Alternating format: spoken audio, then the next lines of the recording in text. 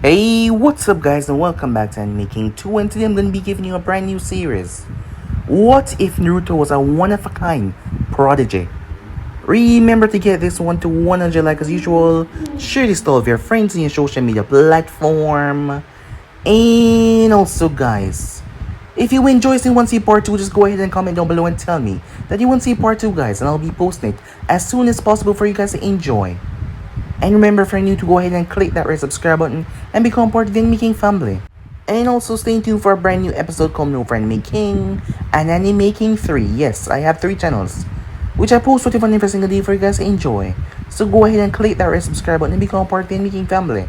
And thank you for all of your help and your support. And yeah, without further ado, what is to begin this new episode? Start the intro.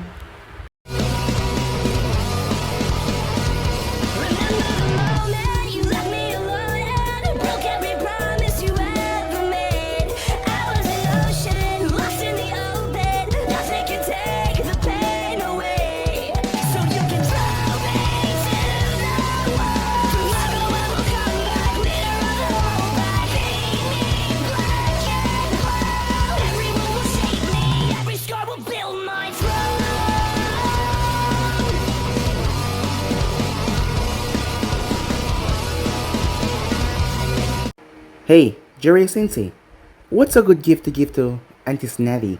The young voice interrupted the silence that had settled in the peaceful area. Jiraiya turned as he glanced towards his student. He was slightly surprised that his student had shown something, well, interest in something that wasn't shinobi related. Why are you asking, Naruto? It was indeed something to take note of, considering that the boy wasn't exactly normal. The teen preferred to remain in isolation and he loved silence. He wasn't much of a talker and he only participated in certain actions if they were, in his words, logical. The blonde possessed similar ideals to those in the Aburame clan back in Konoha, but considering his upbringing, it wasn't really surprising. He was emotionally stunted due to his treatment by the Konoha populace. Hirsen had tried all that he could, but he was just one man. Come rest his soul. The young teen looked towards Jiraiya with a blank face as he tilted his head slightly. Is it not the appropriate gesture when you wish to show gratitude on one's birthday?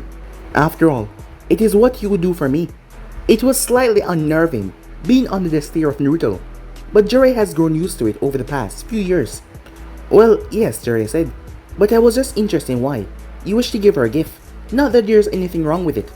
As Jiraiya shrugged his shoulders lightly after his statement, his student turned away from him as he looked out towards the empty field with that same emotionless gaze. Is it not logical for me to give her a gift? She's only one of the few persons that has shown me genuine care. The older male sighed at the 16-year-old statement. Well, that was true for the most part. Jiraiya would visit Naruto on his birthday to make sure that he had the essentials. The boy didn't have any friends because he preferred to be alone. When the boy was at least 10 or so, Jiraiya believed that he was a bit on the spectrum. His teammate was only able to confirm it in private. Tsunade had shown genuine kindness and a far more gentle side to him when she had met him. Though she had left Konoha for her own reason, she was still loyal through and through. Her discovering that she had someone at least remotely related to her in some way. After all, she was part Uzumaki, and he was a Uzumaki as well. That was one of the main reasons why she came back to take the mantle as 5th Hokage. When she found out about his treatment, it had struck a fire in her that Jiraiya hasn't seen in a long while, since Dan's death. Jiraiya had fear for his own safety when she got wrathful. After all, she was a quite dangerous person when she wanted to be. Jiraiya rubbed his chin. Well, maybe some sake, he said, as he had a grin on his face at that. Auntie Tsunade drank too much to begin with. It is unhealthy. She has the ability to purge the toxin from her system, but it doesn't mean that it is logical to do so. Jiraiya saw that Naruto's face was still blank, but he could see the annoyance in his eyes. Why do you care so much, huh? Perhaps a little crush, he said, with a sly smirk. As Naruto turned to face him with a raised eyebrow, she would be far more interested in a young man than the one who was vacated his prime. The statement was so blunt and harsh. Jiraiya felt it smack him right in the face. Oi, you little shit, he said. I'm only 45 years old. And if you haven't noticed that, Tsunade and I are the same age. As Naruto shrugged his shoulders, yes, but she's still in her prime, and she will remain that way until her early 60s. She is a Uzumaki, and Senju born. She may be 45, but the combined genetics of those two clans put her at mid-20s. You and I both know that her excuse of hiding her age is just that, an excuse. It is impossible to have such a finite control of your chakra to pull off a genjutsu like that 24/7. Jiraiya's eye was twitching because every word that Naruto was saying was true. But why did the brat feel like it was good to attack his age? Also, I didn't mean to offend you. I was merely stating facts, said Naruto. Yes, well, most people doesn't wish to hear certain things. As Naruto raised his eyebrow in confusion. Why is that? Why would anyone wish to hear the opposite of the truth? Jiraiya sighed as he remembered who exactly he was talking to. A prodigy of all things shinobi related, but oblivious to anything human related. A conundrum if he ever saw one. Because Naruto, some things that are truthful could actually be detrimental. Jiraiya started scribbling in his notebook as he knew Naruto would ask questions. The truth being a detriment? How is that logical, Naruto asked, as Jiraiya looked towards his young student, as he wondered how he should approach the subject. As he thought of something, got it, he said. Say you wish to give Tsunade a compliment. How would you do so, he said, as he waited.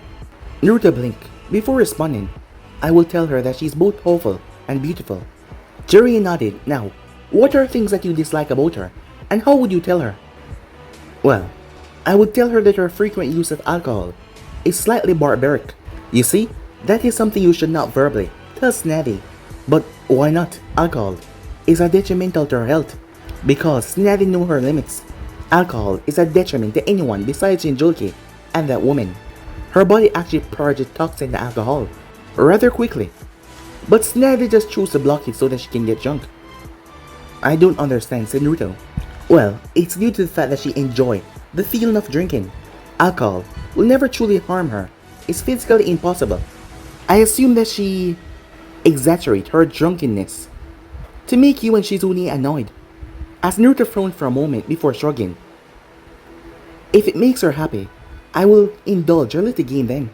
As Naruto then sat down as Jiraiya looked towards him, despite his jokey statement a moment ago, maybe it was perhaps true that the boy had a crush on Tsunade. Despite not usually relying on his emotions that much, or diving into them, Naruto was still a human and he had them. It's not like there was any other woman either that he would frequently speak with. Kakashi had informed of the dynamics of Team 7, and they weren't that great to begin with. A young man, whose heart was filled with nothing but vengeance and anger.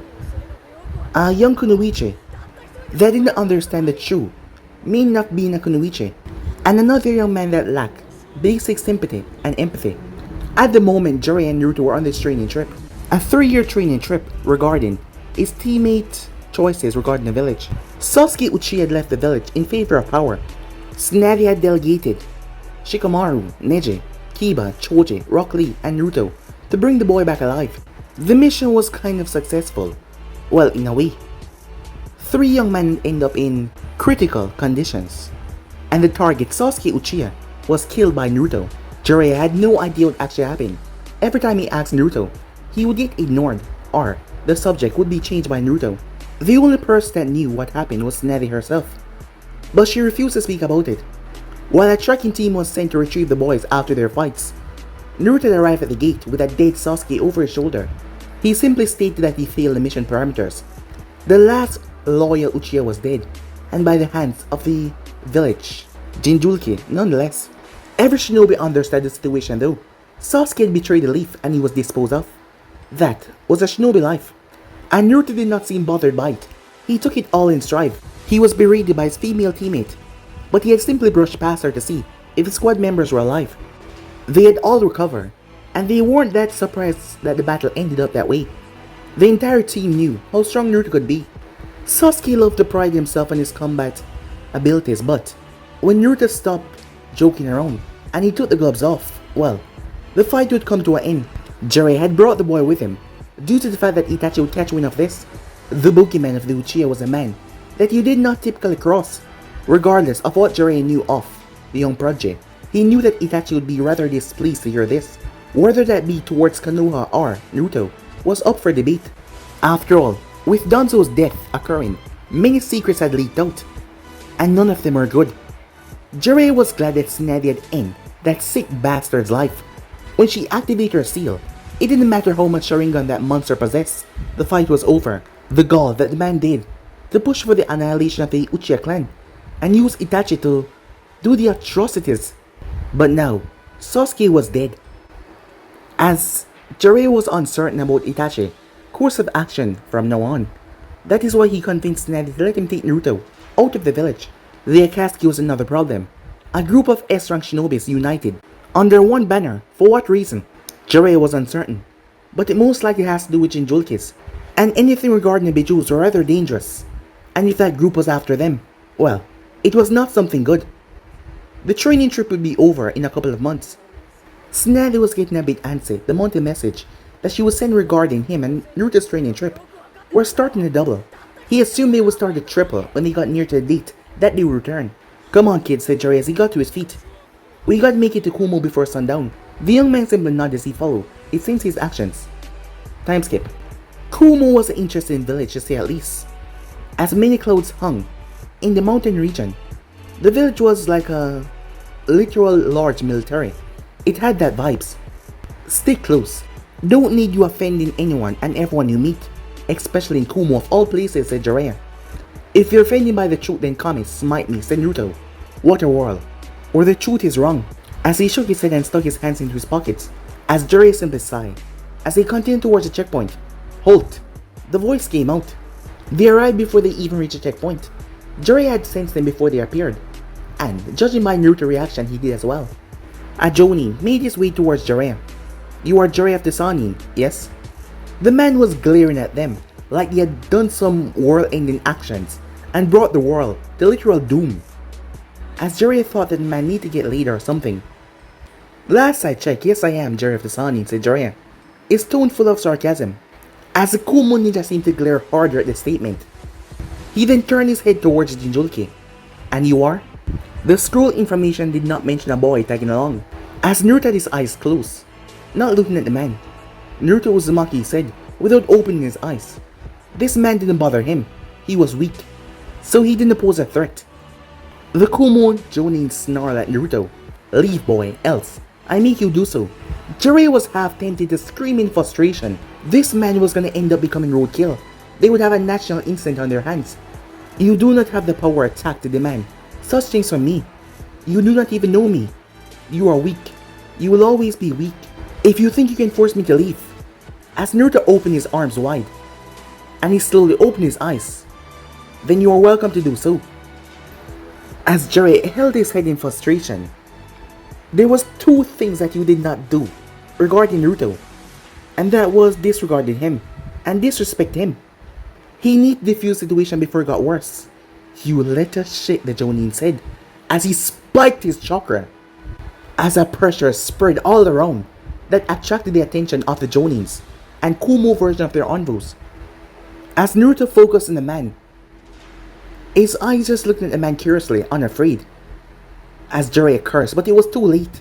As Naruto released his own chakra, the ground shattered under his feet and exploded outward. Dirt and dust went all over the area, and debris shot in everywhere. The Jonin was sent sailing as the chakra release blew him away. Jiraiya stood there though, as he was used to this. He was on the receiving end for the past 2.5 years, so this was nothing new to him. But he was gonna cause trouble, as many shinobis in the far distance felt it, and some of them frozen from the raw display of chakra that Naruto possessed. Some of the weaker ninjas were forced to their knees. Meanwhile, a woman slowly opened her eyes as she felt the raw chakra spike. "Oh, and that's a lot of chakra. I can sense even more. Shall we go and play, Monotabi?" the young woman said. Meanwhile, a man on a large mountain peak was currently holding on to several blades. As he looked around, "Seems Mr. Nine come to shine," he said, as he sheathed all of his blades before he disappeared in a burst of speed towards the cave of Jinchuriki. Meanwhile, in his office, the fourth Raikage, A, was seated at his desk with his eyes closed, and then they snapped open. He could sense the incredible amount of chakra outside the gates. His first thoughts were that B or Yujito was causing it, but he didn't recognize the chakra signature. But then he sensed B and Yujito moving towards the gates. He had a meeting with Jiraiya of the Sannin later on, and this situation was just gonna annoy him. He removed his hat as he called out to the secretary, "Mabe, I'm going to investigate that chakra." As lightning crackled around his body for a moment before he vanished from the room. The next second, Mabe entered as she looked around with slight annoyance on her face. Meanwhile, the Raikage landed right at the gates as it didn't take him that long to get there. The moment his feet touched down, his cloak of electricity vanished around him as he focused on the crater and the two males that stood side by side. He recognized Jiraiya of the Sun in the other. That boy. He looked far too familiar. Blue eyes. Blonde hair. No, there was no mistaking it, this boy. He was definitely that man's child.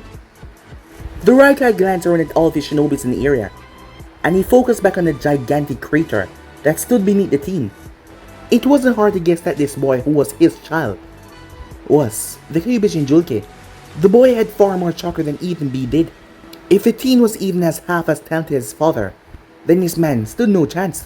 As A started to walk towards him, the young male had his arms crossed across his chest. Jiraiya looked rather annoyed. B and Yujito touched down a second later. "You two, stay out of this," A said. The Raikage got in 5 feet of the two men as he stopped. As Jiraiya spoke up, "My student and I arrived, and were immediately set upon by one of your shinobis. The man threatened my student and my student retaliated," as Jiraiya's eyebrow twitched in annoyance. As A turned towards a blonde and he noticed a blonde had his eyes closed now. The Raikage glanced towards the man at the gate and asked him if what the sage said was true. "Yes, sir," the Jonin guard said. "Bring the man here," said A. 2 Jonin did the man request and dumped the man in front of the Raikage. As A crouched down in front of the man and looked him in the eyes. "Did you threaten these 2 men?" Yes, sir," the man said. As A sighed. Before the man could react, A kicked him as he was sent sailing. He then turned. "I apologize for my shinobi actions. You are guests in my village and you shall be treated as such." As A turned towards the shinobis, "If another transgression occur with these 2 shinobis unprovoked, you will be stripped in the gallows. Do I make myself clear?" "Yes, sir," the chants went off. The Raikage nodded once as he turned his gaze back to the 2 men in front of him. "I believe that we have a meeting to get to, Jiraiya. Your student is welcome to join," said A. The young man then slowly opened his eyes as he looked towards Raikage. "I appreciate the offer, Raikage-sama, but I have to refuse," he said. "I do not wish to intrude on personal affairs. If it's alright with you, I would like a training ground to meditate in." A glanced towards the young male before setting his gaze back on Jiraiya. "That is fine, but considering who you are and what you hold, I will have to have my shinobis watching you." "That is acceptable. Thanks for the hospitality." A was watching the boy. He was completely different from his father. That blank expression had remained the entire time while he was here. It didn't go away. Either the boy had an amazing poker face, or it was just his normal expression. A smirk came on Yujito's face. "Is it okay if I'm the one to watch a boy, Raikage-sama?" she said. The young male was definitely powerful. If there was one thing that she loved besides milk, it was fighting strong opponents. A sighed. "Behave yourself," he said. "I will not repeat myself a second time." Yujito gave a cat-like grin as she focused her attention back on the Kyuubi Jinchuriki. "I should be saying that to you, Naruto," Jiraiya spoke up. As Naruto looked towards Jiraiya, before shaking his head as he walked past, moving towards the gates as Yujito went after him. "B, make sure she doesn't cause trouble. I trust her, but you know how she is." As Jiraiya watched as B nodded and made his way off. "This is going to be a long day," Jiraiya said. "That seemed to be accurate," A said. "Come, let's talk in my office." Time skip. Naruto and Yujito walked side to side through the village as she led him to her personal training ground. The boy was quiet and he didn't talk all that much, which wasn't a bad thing in Yujito's opinion. He was taller than her by a few inches, and he walked with his confidence that only veteran shinobi possess, and considering that he didn't look 18 years old, that made him far more dangerous, which again wasn't a bad thing to her. "You're a quiet one," she stated. He didn't say anything for several moments. She figured that he would not respond, but he then spoke. "I just prefer the silence. It is calming to me," he said. As Naruto was aware that she was similar to him, he assumed that she was a Nibe Jinchuriki. As Yujito nodded towards the statement, but he was a Jinchuriki, and he wasn't from Kumo. Unlike the other villages, Kumo celebrated their Jinchurikis. and they treated her and B with respect. She couldn't imagine growing up in another village that treated her like trash. I assume that you didn't have the best life in Konoha, did you? She said. He turned towards her, before focusing back on the path. You would be correct. I was ostracized and fear my entire life because of something I have no control over. The villagers believed me to be the actual Bijou that devastated their home. A foolish notion. Yujito did not find anything in his voice. No anger, no bitterness. As she wondered if it was his negative treatment that turned him this way. You do not seem angry about it, she said. She was curious if she could get him to open up about the situation after all. She didn't know how other Jinjulkis were treated. If you wish to understand my life in Konoha, you are free to ask. Sensei say that I'm stunted. I'm emotionally stunted due to negative human interaction. I don't understand basic human emotion. I also lack sympathy as well as empathy. Sensei said while I lack it though, I still have them, and oftenly, that caused confusion. Yujito was surprised to hear such delicate information about him. Was he not worried about? No. He just informed her that he wouldn't understand. Anything that was actually important to him, he would not reveal it. Interesting, she thought. Not to mention he had his eyes closed as he walked, and she noticed that he did not look people straight in the face. It wasn't because of lack of confidence, so she wasn't too sure, but she knew that something wasn't really right. It was unfortunate that just because he was a Jinjulki he was treated so badly. As he arrived to her training grounds, she showed him it with a tada. As the boy looked confused, it is quaint, away from others, secluded. He nodded. It is nice. As he walked to a nearby tree and sat down right in front of it, he rested his hand into his lap and closed his eyes. Yujito watched him the moment he settled down. It was like his entire body just stopped moving. It was rather fascinating. Was he even breathing? It was then that she felt it, a calming aura that settled in the area. This is nature chakra, Monotabe explained to her. He's a sage, and a really gifted one as well. He's able to juggle the natural energy, as well as his own, in perfect synchrony. It is rare for a shinobi to achieve such a state. You can count the amount of individuals that master this on one hand. Yujito was shocked to say at least as she noticed the orange substance that came around his eyes. There were several animals that seemed to drift towards the boy. Birds rested on his shoulders, while several squirrels sat beside his knees.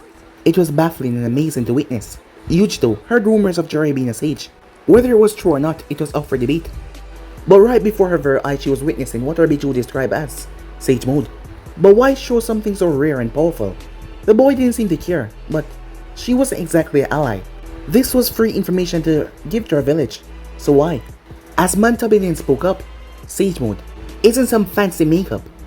You would be incapable of matching him in combat. He would crush you into the ground. The fact that her own Bijou was saying this was rather shocking. He would stomp her in the ground? How strong of a power increase was it? It is like comparing a Genin to a Kagi. You will not win. As Naruto's eyes eventually opened and she gasped at the change. There was a bar-like pupil that was similar to a toad. He then blinked as he returned back to normal. As a calming aura vanished and the animals moved away. There is 2 toad sages in this world, but there is only one that has fully mastered the abilities in Naruto. She could assume that he meant himself. It only took seconds for him to gain that power. Well, it was amazing. You are very forthcoming with that information, she said. It is not like the information would be detrimental to me. Very few individuals in this world had gained the ability to wield chakra. No one's able to defend against it because no one's able to use it, he said. And just because you know I can use the ability, doesn't mean that you can beat me. You know nothing what I can do with sage mode. Yujito didn't take offense to that. The boy was incredibly blunt, but he was just speaking his statement. Perhaps you can show me what the sage mode can do then. As there was a grin on her face. Despite informing her how powerful it was, she still wanted to see. That is illogical, he said. Running headfirst into an uncertain battle is not a good idea. Well, I like to fight, she said. It get my blood racing and my heart pumping. You would really deny me that, she said. As her face gave him a soft, cute pout. He did say he had emotions, he just didn't focus much on them. He looked towards her with confusion, and he looked so adorable as she looked towards him. I do not intend to hurt your feelings, he said.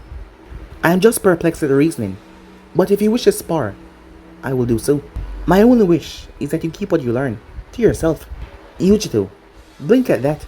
She could agree to do so, but she could also lie and tell her Kage later. You seem to be putting some level of trust into me. You know I could be lying, right? She said. As Naruto shrugged. That is how shinobi life is. If you choose to do so, I cannot stop you. I was only acting for the sake of doing so. Eventually, I will be forced to use Sage Mode in the actual fight. If I do not kill the person, and if they're bystanders, people will know of my ability. I'm just delaying the inevitable. For as long as possible. It made sense, Yujito. The boy was truthful with everything that came out of his mouth. That, or he was just an amazing liar. Well, that would definitely be something. If he was lying this entire time. She decided to agree to his terms. She get to fight someone amazingly powerful. All she had to do was keep it to herself. Though Mantobi seemed, well, amused at the entire situation. Would she really get stomped that easily? Well, there was only one way to find out. I agree then. Well then, let's fight. I want to see how powerful the Sage Mode truly is. As she released her chakra, the drone exploded as its trees blew wildly. As Naruto closed his eyes, as she saw his eyes changing as he reopened them, as he rolled his neck, as he focused on her. I will allow you the honor of attacking first. Yujito smirked. She was going to enjoy this immensely as she dashed forward. Meanwhile, this is annoying to say the least, Jiraiya, he said, as he looked towards Jiraiya. You say the group is comprised of S-rank miscellaneous, as the man folded his arms across his chest. Jiraiya nodded grimly. We encountered two of their members prior to electing our fifth Hokage, Itachi Uchiha and Kisame Hoshigaki, both S-rank ninjas, and both incredibly powerful. The fact that these are just two of the members makes you wonder who are the monsters keeping them in line. That was truly a terrifying thought. To be able to keep S-rank miscellaneous like that in line meant that the leader was incredibly powerful, and it was a big problem. You are certain that you're after the Biju? As Jiraiya nodded with a grim face. Yes, Itachi's first words were, please come with us, Kyuubi Jinchuriki. If that isn't enough proof, then I should just retire from the Corps. As Jiraiya leaned against the chair, as he sighed. Have you informed the other leaders? Asked E, as he wanted to know if Jiraiya took the risk of bringing Naruto into the hidden stone of all places. I sent scrolls to all the other villages. The Sen and Kira responded, as well as yourself. We have informed the Mizukage and Kazekage. The hidden stone has still not responded. I'm certain my scroll was burned as soon as it entered. Yes, Oniki is not only stubborn, but a sore loser. There was a certain amount of humor in the Raikage's voice that made Jiraiya smirk. The Akatsuki is a major threat at this time. I'm not so foolish to believe that Kumo is indestructible. While I'm confident in our power, the title of S-rank is not given so easily. There are reasons for this. Jiraiya nodded. While I do not expect cooperations or alliances or anything of the sort, I merely wish to help inform the villages. My godson, life is on the line, and if I'm able to do anything to prevent his death, then I will do anything to make that possible. A nodded his head. B was his brother, and Yujiro was his sister. He will be damned if he loses the both of them. I will see if I can get Oniki to reconsider. I will also inform my shinobis as he was cut off though when he sensed a monstrous shocker. It was Yujiro. As A focused. She almost gave me a heart attack. This talk of Akatsuki is already having me jumpy. She's sparring with her student. Jiraiya sighed. That boy is making me age far faster than I would like, he said. It's not like he was getting any younger, damn it. You both are welcome to stay in the meantime. You both have brought me important information. The least I can do is allow you two to stay to rest. Jiraiya nodded. I appreciate it, Raikage-sama, he said. As A called for a mobbit to set up rooms for the student and his sage. Moments later, if you want, I can explain the definition of insanity, Yujito-san. As Naruto looked down towards her, his clothing had a few dirt on it, and there was sweat running down his face. Well, given that he just beat down an elite Jonin for about 2 hours, that was an impressive state to be in. Yujito groaned as she was on the ground, as she shrugged to get to her feet. Her clothes was torn and caked with blood, as blood ran down her face. As she looked up in anger, what in the actual hell are you, she said, as she coughed up blood. I am a sage. Her face seemed to get even more angrier, as he wondered, did he say something wrong? Its answer was not inadequate. As Naruto watches her chakra mix with the Bijou chakra. The shade of blue got a lot more denser. Several Kumo ninjas flashed behind her. One of them was the Akatsuki Jinjulki given his chakra. The three others he did not know. A blonde-haired woman that had a sizable chest. A red-haired woman. And there was a white-haired boy. As Naruto received his sage mode and folded his arms across his chest, the Akatsuki Jinjulki was here to stop her from tapping into Nibi's power, it seems. But it was not for his safety because it doesn't matter if she was synced with her Bijou or not, he would still win. No need to get angry, Yujito, said B, as he had a smirk on his face. The three others were looking at Naruto, the person that thrashed Yujito, and forced her to tap into the power of her Bijou. That was impressive. You interrupted the worst bar. We were just about to get serious, said Naruto. They couldn't tell if he was angry or not, his tone sounded so bland. Who the hell are you anyway? The red-haired Kumo ninja said. Karui, not cool. You remember what the Raikage told us, did you not? What if he's a long-lost son of the fourth Hokage, and you just insulted him? Oh man, not only would we be stripped in the gallows of the war with Konoha might happen, and if that happened, Kumo would be on a way ticket to... The white-haired male was cut off, as he was smacked away by the red-haired Kunoichi. As Naruto blinked, what a unique dynamic. Why did you guys step in? I had this under control, said Yujito, as she hissed in pain. Sure you did. Bro told me to rein it in if you took it too far. Judging by Mr. Nine's state, you didn't have anything under control. B had stated that jokingly, but she knew there was a serious hint under his tone. She glanced over to the boy, knowing what B said was true. This boy had utterly destroyed her. As he then spoke, to answer her earlier question, I'm Naruto Uzumaki. You are a crass woman. Yujito knew that he would say something like that, given their brief talk. But Karui, well, she didn't take it kindly. But before she could say or do anything, Yujito stepped in. Don't mind him, Karui. That is just how he is. He's not really trying to offend you. As she leaned most of her weight on B and gave a small sigh of relief. I am Samui. The blonde spoke up. These are my two teammates, Karui and Amoy.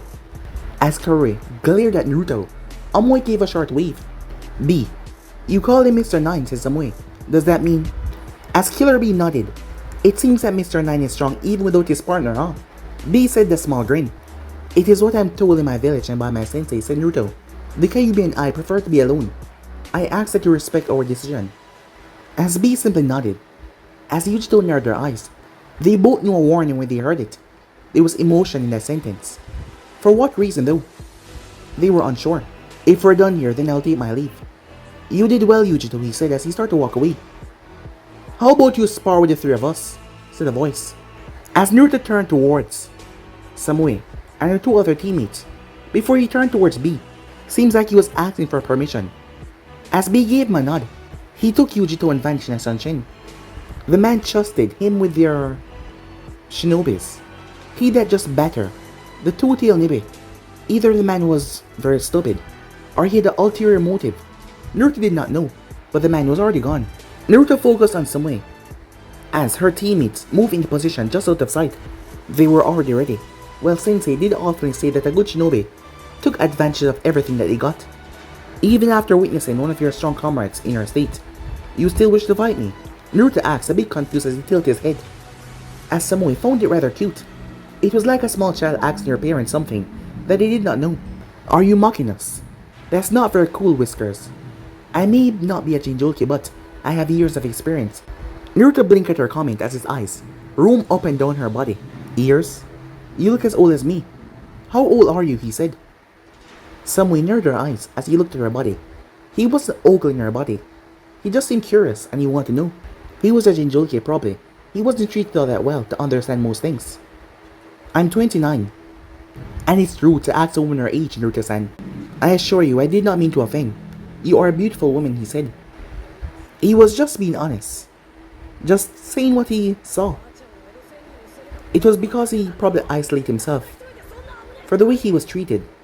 Despite not being allies, she didn't like people being treated like that just because of something he couldn't control. She watched as he closed his eyes, as she glanced towards her teammate and gave a nod, before she vanished and appeared in front of Naruto. As Naruto's eyes opened slowly, her katana was coming down towards his shoulder. As he flicked his wrist, a kunai appeared in his palm, as sparks flew everywhere as he blocked the attack. as he noticed Karu coming towards his right side. He then tilted his body and sent a vicious kick. Amoy used his blade as he was coming from the right. The blade managed to take off most of the hit, but he was still sent sailing away as Naruto then removed his weight on Samui's blade. She was adding too much pressure, so it slammed right in the ground. As Naruto spun and hooked his right leg under her blade and flicked it right towards her own teammate, the blonde could release her blade as she was trusting Karu to be able to block it, but the idea of being in taijutsu with a Jinchuriki was unappealing, so she twisted with her blade as Naruto threw the kunai that he had in his hand right towards Karui. He then made a single hand sign. Karui blocked the kunai, but the moment she did, a fist planted in the right side of her face. She was unprepared as she was launched away. Samui had noticed in her lack of concentration that Naruto had created a clone. The clone pulled two kunais and rushed towards her and started to attack her viciously. The clanging of metal and sparks rang out as she blocked against him. The boy was incredibly fast and he had power behind every strike. He left no openings and he didn't leave a single movement untouched. The clone twisted and brought his blade down, the kunai right towards her temple. She heard metal clicking below her. That was her only warning as a fist smashed right in her jaw. As she stepped back, as two fists planted right in her abdomen, spit launched from her mouth as she was dazed. She looked to see a boot coming towards her face. She wouldn't be able to dodge it. Before the clone foot could make contact, she was safe as Amoy came in and blocked the clone's attack. The clone stepped on its blade and flipped off to make distance between them. The real Naruto moved towards his clone. As he looked towards them, "You've lost," he said. As he looked towards their third comrade, the two Kumo ninjas were confused until they turned their head and looked for Karui. She was on her back as a clone restricted her movement with a kunai at her throat. "Sloppy, you have good chemistry, but you should have regrouped the moment I tried to separate you," he said. The two clones then poof away. Being able to work in perfect synchrony was good teamwork, but it wouldn't work on someone like me. Konoha has remained as powerful as it is because teamwork is a part of his teaching. You should know what your teammates is gonna do before they do it. Trust, communications.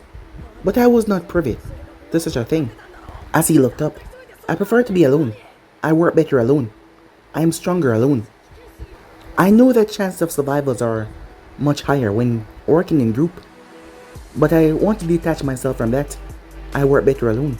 He then turned. "Jiraiya Sensei will tell you three. Until you can trust your teammate with your life, you won't be able to beat a stronger opponent." Karui glared at him. "I trust him with my life." "How the hell would you know what I feel?" she asked. "No, you don't," said Naruto. You hesitate. "Should I place you in a predicament where you need to thrust your life into those two hands? You will drown.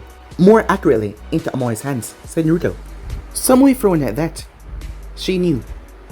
Most shinobis get to where they were because they trust in their teammates no matter what.